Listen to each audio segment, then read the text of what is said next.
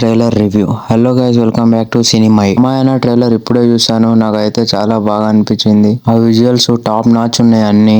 మన Rocky bye అయితే సరికొత్త విలనిజం లో చూడబోతున్నాము. ప్యూర్ విలనిజం ఉండబోతుంది. రాకీ బాయ్ మాత్రం డామినెన్స్ అని చెప్పేసి యాటిట్యూడ్ కానీ కరెక్ట్ సెట్ అయ్యాడు రావణ గెటప్ కి. విజువల్స్ మాత్రం మైండ్ బ్లోయింగ్ ఉన్నాయి. మూడు క్యారెక్టర్ లో రణబీర్ కపూర్ చాలా బాగా సెట్ అయిపోయాడు. విజువల్స్ అయితే చాలా పీక్ ఉన్నాయని చెప్పేసేయాలి ఎటు చూసినా గానీ. ఏఆర్ రెహమాన్ మరియు హ్యాన్స్ జిమ్మర్ మ్యూజిక్ అయితే చాలా బాగా అనిపించింది. లో ఇంకెంత బాగా అనిపిస్తుందో అని నేను అనుకుంటా. చూడాలి ఎలా ఉంటుందో మరి. కానీ ట్రైలర్ అయితే నాకైతే బాగానే అనిపించింది గాయ్.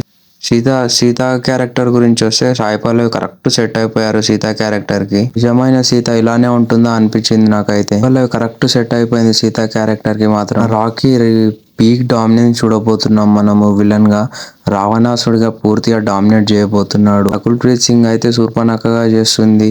శూర్పణఖ ఇట సెట్ అయిపోయింది రకుల్ ప్రీత్ సింగ్. ఆ విజువల్స్, ఆ పుష్పక విమానం అన్ని సూపర్ అనిపించినాయి ఫ్రెండ్స్ నాకైతే. రావణాసుడు షో మొత్తం స్టీల్ చేసేసాడని చెప్పాలి. చాలా బాగా చేశాడు. అన్ని వేల కోట్లు పెట్టి తీసిండ్రు. వర్త కాదా అంటే నాకైతే వర్తే అనిపిస్తుంది.